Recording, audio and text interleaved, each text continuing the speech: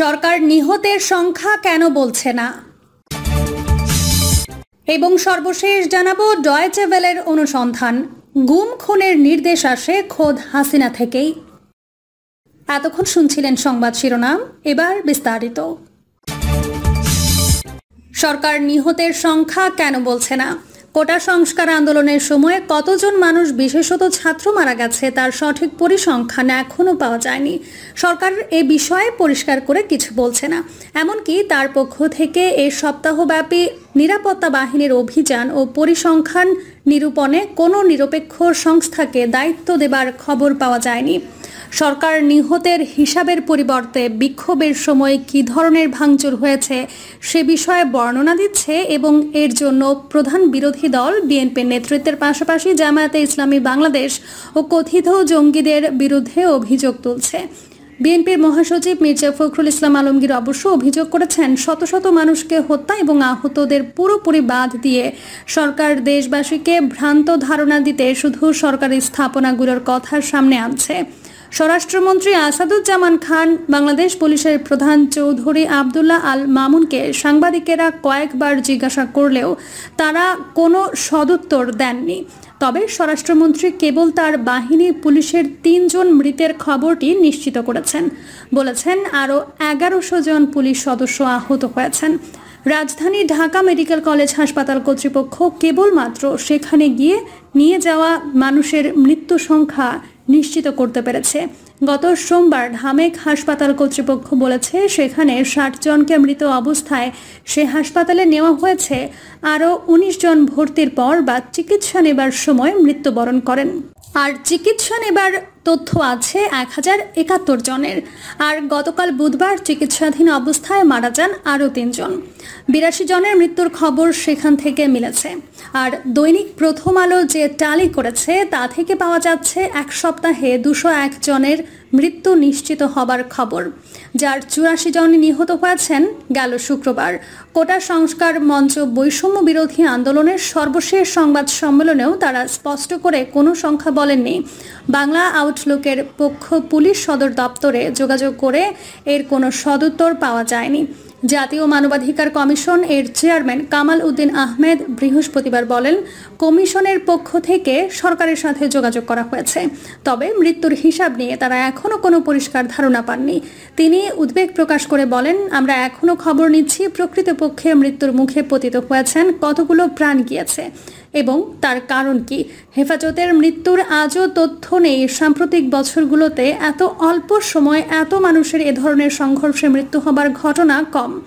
সর্বশেষ ২০১৩ সালের মে মাসে হেফাজত ইসলাম বাংলাদেশের সঙ্গে নিরাপত্তা বাহিনীর সংঘর্ষে বহু হতাহতের খবর পাওয়া যায়। সরকার সে সময় কোনো তদন্ত ছাড়াই তথ্য সরবরাহ করে, তা নিয়ে আজও সংশয় রয়েছে।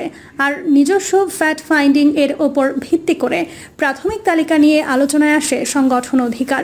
সরকার কোনো তথ্য প্রকাশ না করলে অধিকারের তথ্যকে বিভ্রান্তিমূলক বলে মামলা ঠুকে দেয়, আর তাতে দীর্ঘ বছর পর ২০২৩ সালের শেষের দিকে এসে কারাদণ্ড পান অধিকারের সেক্রেটারি আদিলুর রহমান খান এবং তার সহকর্মী SM নাসির উদ্দিন খান এলান। আজও সরকারের পক্ষ থেকে পরিষ্কার করে বা প্রশ্ন দিয়ে তৎকালীন সময়ের হত্যাকাণ্ডের তালিকা প্রকাশ করা হয়নি। এত মৃত্যু গত জাতীয় নির্বাচনেও হয়নি। ২০২৪ সালের জানুয়ারি মাসের বিরোধী দল বেঁধে রেখে দামি প্রার্থীর মধ্য দিয়ে যে নির্বাচন হয় তাতে তার পূর্বে এবং পরে নির্বাচনের দিনে অনেক সহিংসতার খবর পাওয়া যায়। সে সময় বিরোধী দলের পক্ষ থেকে প্রায় ২৫,০০০ নেতাকর্মীকে গ্রেফতারের দাবি করা হয়। ফলে অনেকটা আওয়ামী লীগের সঙ্গে তাদের ডামি প্রার্থীদের মধ্যে সহিংসতার খবর সর্বশেষ জাতীয় নির্বাচনে। এই নির্বাচনেও এত পরিমাণ মানুষ মারা যায়নি। স্বরাষ্ট্র মন্ত্রণালয় থেকে মৃত্যুর খবর প্রকাশ করা হয়নি। পুলিশ সদর দপ্তরও মৃত্যুর পরিসংখ্যান দিতে অপারগতা প্রকাশ করে। মানবাধিকার সংগঠন হিউম্যান রাইটস সাপোর্ট সোসাইটি জানায়, দ্বাদশ জাতীয় সংসদ নির্বাচন কেন্দ্রিক কমপক্ষে ৭৭৬টি ঘটনায় ২৩ জন নিহত ও কমপক্ষে ২৫৬৮ জন আহত। মানবাধিকার কমিশনের চেয়ারম্যান মনে করেন, সরকার চাইলে ৬টি হত্যাকাণ্ড নিয়ে যে বিচার বিভাগীয় তদন্ত দল গঠন করা হয়েছে তার কার্যকরী বাড়িয়ে বাকি ঘটনাগুলো তদন্ত করে দেখতে পারে। পুলিশের গুলি তদন্ত পুলিশই করবে। নিহতদের বড় অংশই পুলিশের গুলিতে নিহত হয়েছেন।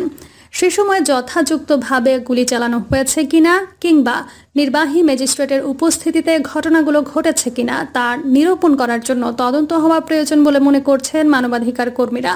মানবাধিকার কর্মী নূর খান লিটন বলছেন, ন্যায় বিচারের স্বার্থে নিহত ও আহতদের প্রকৃত সংখ্যা পক্ষ থেকে বিস্তারিত আকারে প্রকাশ অত্যন্ত জরুরি এবং এই সমস্ত ঘটনার জন্য কিভাবে হয়েছে জনগণের জানা প্রয়োজন এবং এর মধ্য দিয়ে ভবিষ্যতে ন্যায় বিচার নিশ্চিত করা হবে কিনা তা প্রকাশ পাবে। পুলিশের পাশাপাশি পুলিশেরই অন্যান্য ইউনিট বিশেষত র্যাব মাঠে থেকে ছাত্রদের আন্দোলনকে প্রতিহত করে। এর পাশাপাশি সরকার দলের পক্ষ থেকে যুবলীগ ও ছাত্রলীগের নেতাকর্মীদেরকে আগ্নেয় অস্ত্র ব্যবহার করতে দেখা যায়। ডয়েচে ওয়েলের অনুসন্ধান, গুম খুনের নির্দেশ আসে খোদ হাসিনা থেকেই। প্রথম স্বৈরশাসক ছিলেন শেখ মুজিবুর রহমান, কিন্তু তার বাকশাল প্রশাসন সাকুল্যে 6 মাস 20 দিন স্থায়ী হয়েছিল। 1975 সালের 15 আগস্ট সেনাবাহিনীর একাংশের সফল অভ্যুত্থানে সেই স্বৈরতান্ত্রিক সরকারের পতন ঘটেছিল। শেখ হাসিনা সহ আওয়ামী লীগের তাবৎ নেতাকর্মী ও সমর্থকরা জেনারেল জিয়াউর রহমানকেও স্বৈরশাসক আখ্যা দিয়ে থাকেন। তর্কের খাতিরে তাদের যুক্তি মেনে নিলেও সামরিক শাসক রূপে জিয়াউর রহমানের স্বৈরশাসনের মেয়াদ ছিল 1975 সালের 7 নভেম্বর থেকে 1978 সালের 3 জুন পর্যন্ত, অর্থাৎ সাকুল্যে 2 বছর 7 মাস। এই সময়ের মধ্যে আবার অনেকটা সময় জাস্টিস সায়েম প্রধান সামরিক আইন প্রশাসক ছিলেন। যাই হোক, জিয়াউর রহমান 1978 সালের 3 জুন এক অবাধ ও নিরপেক্ষ নির্বাচনে জনগণের প্রত্যক্ষ ভোটে আওয়ামী লীগের প্রার্থী জেনারেল ওসমানীকে হারিয়ে প্রেসিডেন্ট নির্বাচিত হওয়ার পর তার শাসনকে গণতান্ত্রিক না বলার কোনো যৌক্তিক সুযোগ নাই। জন্মগতভাবে ফ্যাসিবাদী সংগঠন আওয়ামী লীগ অবশ্য যুক্তির কোনো ধার ধারে না। জেনারেল এরশাদ বাংলাদেশের সর্বজন স্বীকৃত স্বৈরাচারী শাসক ছিলেন। 1990 সালের 6 ডিসেম্বর গণ অভ্যুত্থানে ক্ষমতাচ্যুত হওয়া পর্যন্ত এরশাদ 8 বছর 8 মাসে 12 দিন বাংলাদেশের স্বৈরশাসন চালাতে পেরেছিলেন। এরপর 2007 সালে 1 বছর 11 মাস 18 দিনের জন্য আধার স্বৈরশাসক জেনারেল মঈনের আবির্ভাব হয়েছিল। তাকে আধা বলছি এই কারণে যে সেই সময় প্রকৃত ক্ষমতা ছিল ইন্দো মার্কিন ব্রিটিশ বলয়ের হাতে। জেনারেল মঈন তাদের হাতের পুতুল ছিলেন মাত্র। আধার স্বৈরশাসক মঈন 2008 সালের পাতানো নির্বাচনে প্রকৃত স্বৈরশাসক শেখ হাসিনার হাতে ক্ষমতা হস্তান্তর করে মার্কিন যুক্তরাষ্ট্রে রাজনৈতিক আশ্রয় নিয়ে এখন পর্যন্ত সেখানেই আছেন। বাংলাদেশের শেখ হাসিনার স্বৈরশাসনের টানা 1 যুগ অতিক্রান্ত হয়েছে এবং তার আজীবন ক্ষমতায় বহাল থাকার সম্ভাবনা দিন দিন উজ্জ্বল হচ্ছে। কেবল দীর্ঘদিন ক্ষমতা ধরে রাখায় সফলতার কারণে আমি শেখ হাসিনাকে বিশ্বের সফলতম স্বৈরশাসক বলছি না। রাশিয়ার পুতিন 20 বছর ধরে ক্ষমতায় থাকলেও তাকে আমি সফলতম স্বৈরশাসক মনে করছি না, কারণ রাশিয়া এবং চীনে প্রাতিষ্ঠানিক একনায়কতন্ত্রের রাষ্ট্রীয় পদ্ধতি থাকায় সেখানে ব্যক্তির সঙ্গে পার্টিও ক্ষমতার অংশীদার হয়ে থাকে।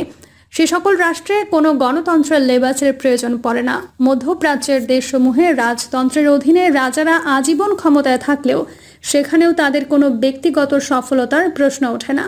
রাষ্ট্রীয় পদ্ধতি তাদের আজীবন ক্ষমতায় থাকার সুযোগ করে দেয়। এশিয়ায় ব্রুনেই এবং ভুটানে এই প্রকৃতির ক্লাসিক্যাল রাজতন্ত্র রয়েছে। থাইল্যান্ডের রাজতন্ত্র থাকলেও প্রকৃত ক্ষমতা আবার সেনাবাহিনীর হাতে। অপরদিকে শেখ হাসিনার রাজাদের মতো উত্তরাধিকার সূত্রে স্বৈরশাসনের অধিকার পাওয়ার পরিবর্তে বাংলাদেশে নিজেই সর্বাপেক্ষা কঠোর এবং নিপীড়নমূলক স্বৈরশাসন পদ্ধতির জন্ম দিয়েছেন। বাংলাদেশের জনগণের সকল অধিকার ছিনিয়ে চিরস্থায়ীভাবে তাদের একনায়কতান্ত্রিক শাসকের অধীনস্থ করবার যে কাজটি শেখ মুজিব সংবিধান পরিবর্তন করে প্রকাশ্যে করতে ব্যর্থ হয়েছিলেন, গণতন্ত্রের লেবাসে গত 1 যুগে সেই একই কাজ সফলভাবে সম্পন্ন করেছেন তারই কন্যা।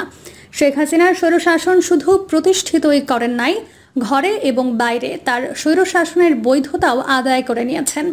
বাংলাদেশের সেনাবাহিনী এবং পুলিশ শেখ হাসিনার ভয়ঙ্কর ও নির্মম ফ্যাসিবাদ প্রতিষ্ঠায় সর্বতোভাবে সহযোগিতা করেছে। তার নির্দেশে নিরাপত্তা বাহিনীর সদস্যরা বিরোধী দল এবং ভিন্ন মতের নাগরিকদের নির্বিচারে নির্যাতন করেছে, জেলে নিয়েছে, বিচার বহির্ভূতভাবে হত্যা করেছে এবং গুম করেছে। এই সকল অপকর্ম মানবতা বিরোধী অপরাধ এবং আন্তর্জাতিক আইনে দণ্ডনীয় জানার সত্ত্বেও সেনাবাহিনী এবং পুলিশ সোৎসাহে শেখ হাসিনার ব্যক্তিগত ডেথ স্কোয়াড এর ভূমিকা পালন করেছে। বাংলাদেশের বিচার বিভাগ ফ্যাসিস্ট সরকারের চাহিদা মতো সকল অপকর্মের আইনগত বৈধতা দিয়েছে। সেই 2008 সাল থেকে প্রতিটি সাধারণ নির্বাচনে নির্বাচন কমিশন বিনা বাক্য ব্যয়ে প্রশাসনের চাহিদা অনুযায়ী নির্বাচনের ফলাফল ঘোষণা করেছে। শামসুল হুদা, রকিব উদ্দিন এবং নুরুল হুদা ভিন্ন নামে এবং চেহারায় আবির্ভূত হলেও চরিত্রগতভাবে তারা ফ্যাসিবাদেরই অভিন্ন গোলাম। প্রিয় দর্শক, এই ছিল এখনকার সর্বশেষ সংবাদ। আপডেট সব সংবাদ পেতে চ্যানেলটি সাবস্ক্রাইব করে বেল আইকনটি ক্লিক করে রাখুন।